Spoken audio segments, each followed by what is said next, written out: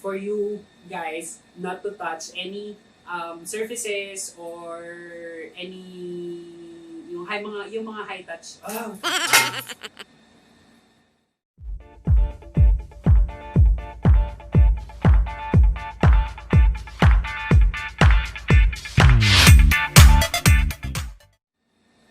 Hi guys, welcome back to the channel. So, for some of you who don't know me yet, I'm Orbeta, and I usually do vlogs for a lifestyle or tech review or tech unboxing and then travel. So for today's video, I'm going to talk about how do we keep ourselves safe during times of pandemic. So this video are intended for you and for some of the new subscribers or in general public, intended din siya. I list down a few PPE or your personal protective equipments that we use in a general setting or not in a hospital setting or healthcare facility setting. So these are your mask. And I divided it into your medical mask or your surgical mask, your respirators, and your cloth mask. Another is your gloves. So either clean gloves or surgical gloves or any gloves na nakikita nyo. And then lastly, I want to talk about this equipment. I used to call this, or I call this the non-contact isolation equipment. So later, papakita ko kung ano siya. And then, watch out for that giveaway. So first, what are your PPE or your personal protective equipment? So personal protective equipments are set of equipments used by the user to protect themselves from any hazardous material or any hazardous environment. So mainly, hindi lang po ang PPE is ginagamit inside the healthcare facility. Ginagamit din ang PPE like for sa industrial, sa construction, so any setting na pwedeng may hazardous na pwedeng mangyari. So pwede naman talaga or talagang ginagamit din talaga siya. Medyo known lang ang PPE for healthcare facility. So for this video, first is I'm going to talk about your mask. So first is your medical mask or your surgical mask. So I have samples here. So this is your medical mask or mas kilala siya bilang surgical mask. So etong itsura. So I think lahat naman or majority of you knows naman kung anong itsura ng surgical mask. So yeah. The intention of the surgical mask is to protect the user from any droplet or respiratory droplet na pwedeng mapunta sa user. Like for example, healthcare workers are using surgical mask when caring patients. So yun yung mga madadalas may mga respiratory problems or respiratory signs and symptoms. So this surgical mask actually is pwede nating sabihin na minimum requirement for the general public in this time of pandemic. So this is the minimum requirements. But alam naman natin, siguro dati or few months ago, nagkaroon ng shortage about your surgical mask. And then, so ang nag-come up WHO and then CDC and then at saka ang DOH to recommend, aside from surgical mask, they recommend the use of your, so ito yung pangalawa, your cloth mask. So this is your cloth mask. Cloth mask, easy to say, lahat or anything na cloth materials. Pero, hindi lahat ng cloth materials are okay or recommended to use. The minimum requirements for your cloth mask should be at least 3 layers. So, one yung sa outside, one yung sa inside, and then one yung dun sa pinaka-touch in your face. So, when it comes to your 3 layers, your outer layer, like for example, like this one, your outer layer must be hydrophobic in materials or hindi siya nag-absorb ng water or it's a water repellent material. Parang ganun. So, and then your middle part, which is yung nasa gitna, your middle part should be hydrophilic. So meaning ng hydrophilic, it should attract water or it should absorb water. And then your materials or inside the material na touching your face it should be hydrophilic as well. So what are the purpose of the hydrophobic materials and then the hydrophilic materials? So like what I said earlier, so kung ito yung cloth mask nyo with a hydrophilic materials, rather hydrophobic materials sa labas, so kunyari may patient or may tao na matching or bugo, like when they cough or they sneezes, their respiratory droplets, hindi siya ma-absorb yung mask mo. So, parang mas magandang sabihin, it repels any droplet materials, specifically respiratory droplet, kasi ganun din naman siya. So, it repels your respiratory droplets from others. So, your hydrophilic materials or the inside part that touching your face, so meaning hydrophilic, it attracts water. So kung ikaw naman ang may sakit and then you use your cloth mask with a hydrophilic material that touches your face, so pag ikaw naman yung may sakit, ikaw naman yung nag-cough or you're nag-sneeze, hindi siya lalabas. Kumbaga kasi i-absorb ng material yung cough and sneeze mo. So the purpose of that is you're protecting others from your sickness. And then, kapag wala ka namang sakit, you're protecting yourself among others na may sakit. So, ginagamit talaga, yun talaga yung purpose actually ng mask. Either your surgical mask or your medical mask, your cloth mask, and your respirator. So, hindi lang ikaw yung nagpro-protect para sa iba. Pinoprotektahan mo din yung sarili mo sa iba. Parang So that's your cloth mask. So next is your N95 or the respirator. So this is an example of your N95.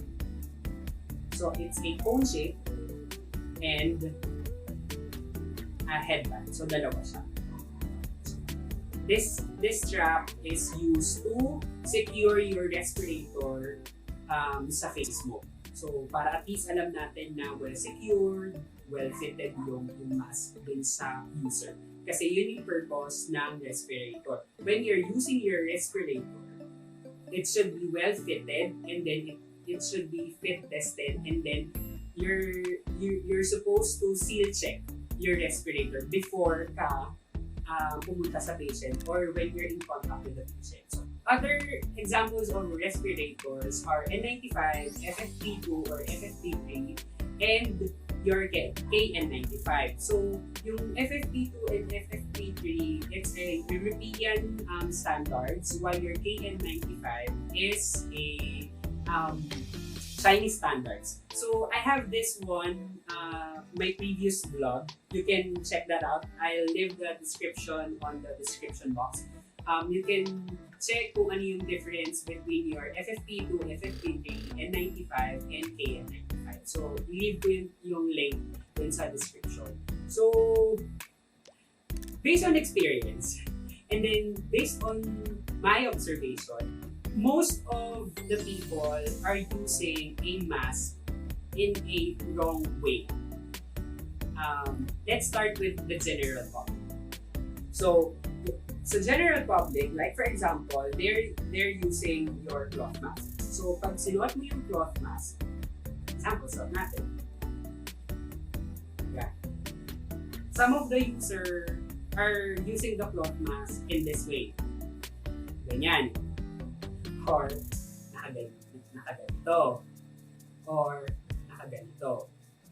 Mind you, kapag in public sila nakaganyan. So, hindi natin alam kung ano ba talagang purpose ng pagsuot nila ng mask if they're putting it incorrectly or in a wrong way. Parang so, when you use your cloth, make sure it covers your nose and your mouth. Kasi yun talaga yung purpose ng mask. It's to cover your nose and to cover your mouth. Para hindi ka mahawa ng iba at hindi ka din makahawa sa iba if ikaw mask.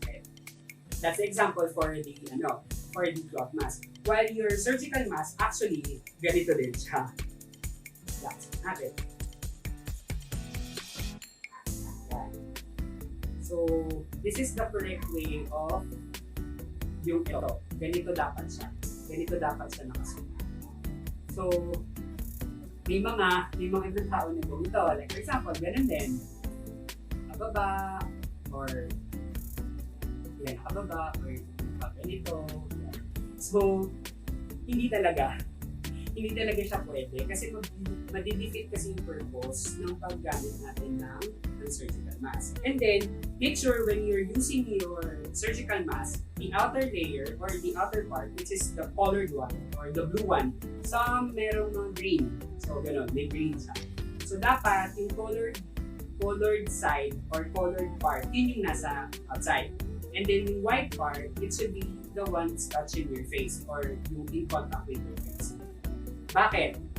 So kanina, in-explain ko about the hydrophilic and the hydrophobic material. So this outer layer is a hydrophobic material. So it repels water, or easy to say, or technically speaking, it should repel respiratory droplets. If someone sneezes or if someone coughs around you na medyo malapit in contact, so it repels the liquid material, or it repels the liquid part or yung respiratory droplet. And then, this white material is a hydrophilic, or it attracts any droplet or any fluid. So, like cloth mask, this surgical mask also used if you're sick. Like for example, if you have cough and colds, you can use this surgical mask para hindi ka makahawas. So, when this part touches your face, kapag umubo ka, or pag sumikot ka, or pag suminga ka, or kunyari na atsing ka din, or when you sneezes, hindi siya lalabas, or hindi siya kakain. Kasi it attracts. So, ma-absorb ng mask yung respiratory droplets. So, yun yung purpose talaga ng pagsuot ng surgical mask. And then, lastly, your respirator. So, some of you are in a healthcare facility, based on experience and based on observation, some are using the respirator in the wrong way. Like for example, like this, demo. So, para lang daw ma-preserve nila yung respirator since medyo nagkakaubusan din tayo ng respirator. Ang ginagawa nila, or para lang daw sure na hindi sila mahawa, ganito yung ginagawa nila. So, ito. They're wearing their surgical mask, and then isusuot nila yung respirator. So, for example,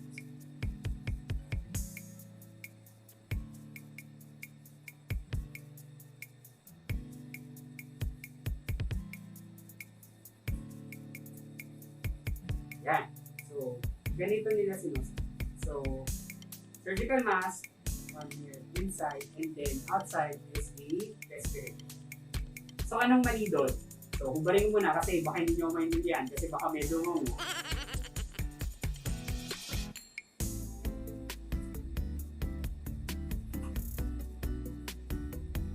So, anong mali?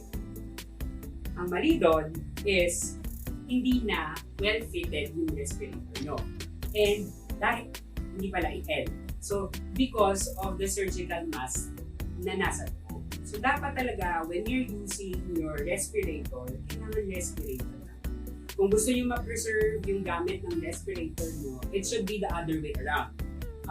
Wear your respirator first, like that, and then cover it with a surgical mask.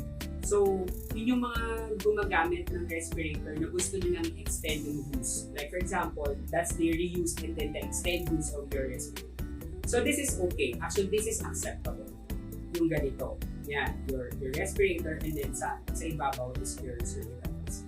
Kasi kapag kunyari, when you're in contact with someone who are sick or when you're caring for patients na meron talagang possibility for respiratory droplets na tumalsik or in contact sa inyo. Ito yung unang matatama. So, pag ito yung tinamaan, pwede mo siyang i-discard. And then, pag diniscard mo na siya, and then ito fresh pa siya, or rather malinis, parang ganun, clean. So, pwede ka ulit maglagay ng surgical mask every time na pupunta ka dun sa patient na may possibility of splashes of body fluids or body sickness. So, pwede. Actually, pwede. So for the last part, for your mask, I'm going to talk about when to discard your mask. So technically speaking, etong cloth mask can be discarded kung marami kang stock. Pero kung hindi mo siya i-discard, you can wash this with hot water ranging from 60 degrees Celsius from 60 degrees Celsius to 125 Celsius na hot water. And then, kung hindi naman available yung hot water, you can soak this for 1 minute with your soap and detergent. And then, you can soak this for 1 minute also with your sodium hypochlorite or your liquid bleach or your household bleach. Ang concentration niya is 1:100. So, 1 minute lang. So, soak nyo lang siya para at least alam nyo na mamamatay yung virus. So, yun. So, this one. When to discard your surgical mask or your medical mask. Actually, this surgical mask is disposable. Hindi siya pwedeng gamitin ng paulit. So, your indication for discarding your surgical mask is when it's wet or damp. Kasi kunyari, nagsasalita ka, may laway na, or basang-basa na siya. Kasi mind you, mababasa talaga siya ng laway yung pawis. So, yun yung one indication nyo para maitapon nyo yung surgical mask. And then, obviously, when it's damaged. So, tapon nyo na. Huwag nyo nang gamitin. Kasi it poses risk against you kapag damaged siya. So, tapon na or palitan nyo.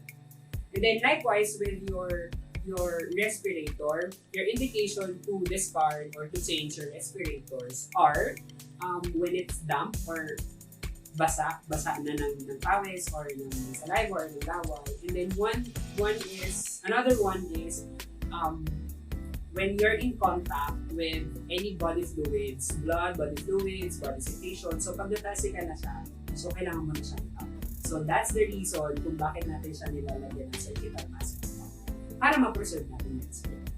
And then another one is when you use your respirator for any AGP or any aerosol generating procedures. Your aerosol generating procedures, examples are intubation, when you're doing CPR, when your patient is having a nasal cannula or oxygen therapy using nasal cannula, more than 15 liters. So yun yung examples ng aerosol generating procedure. So, yun. And then, lastly, sabi ko nga kanina, for general public, and then for general use, general purpose, you only use your surgical mask or your cloth mask. Leave the respirator to your healthcare providers kasi sobrang hirap po talagang makahanap ng respirators. So, nagkakaubusan po talaga, hindi na po alam ng ibang hospitals kung saan makakuha ng respirators. So, leave the respirators to your healthcare providers. It's an act of helping then your healthcare providers by not using a respirator in a general public kasi hindi nyo talaga siya kailangan. Kasi ang aerosol generating procedures are only done or only happens inside the healthcare facility. So, surgical mask lang po at saka cloth mask. Yun lang po yung gamit. So, that's it for your mask. So, for the next one, let's talk about your gloves. Or, some of you are using gloves in thinking na you're protecting yourself to any viruses or any bacteria. So, one purpose of this vlog is to remind you guys that actually you're not protecting yourself to any viruses or any bacteria when you use your gloves in a general public or general setting, or when you're doing your groceries, or when you use the ATM machine, like for example, or when you're in the market. Parang so, based on observation, I've seen a lot of people using gloves in a wrong way. And feeling ko in a wrong connotation na feeling nila, oh, safe ako kasi naka-gloves ako, hindi ako makakahawak ng virus or hindi ako makakapag-attract or makakapag-contract ng virus or bacteria. Actually, hindi. It's the other way around. So, you're risking yourself with anything or with any viruses or any bacteria na pumunta na dun sa gloves mo. So, I want to parang ipaintindi or ipa-realize sa inyo with this example. Like for example, you're using your gloves and then you're in a market or let's say you're in a grocery store. Then someone calls, hawak ka kung ano gusto mong hawakan or bibilin mo, ganyan, na hindi mo alam kung sino na yung gumawak doon. And then someone calls you. And then you pick up your phone. For example, you're using your gloves and then you pick up your phone sa bag or in your pocket. So, syempre, sagutin mo yung phone or itatap mo yung phone, ganyan. And then, lalagay mo siya sa mukha mo. So, pag nilagay mo siya sa mukha mo and you're holding your phone, and then, lalagay mo siya sa bag, nasaan ang virus at saka nasaan ang bacteria? Nasa cellphone mo. Nasa mukha mo. So, the best way to protect ourselves is to wash your hands and to use alcohol or any sanitizer. So, meron naman dyan mga maliliit na alcohol and sanitizer. So, yun na lang yung gamitin natin. Para lang at least hindi kayo at risk. And lastly, I want to talk about this non-contact isolation equipment. So, ito siya. Yeah. So, I attach this to my car keys. So, whenever I go out, at least handy siya or at least nandyan lang siya. I use this whenever I operate the ATM machine, opening my car, and any doors that fit this equipment. So this non-contact isolation equipment, I got this at Tech Pro Unlimited at Solinod 3, Nuvali, Santa Rosa, Laguna. So they give another one of this equipment, and I still have 2 of this, yung actually kapareho nito. I'll be giving away 3 of this non-contact isolation equipment. Just leave a comment why you think you need this equipment, and then please do like and subscribe to my channel. It's Hex Orbeta, and do follow me on my Instagram account. It's HeckyHex, and my Facebook page is Hex Orbeta.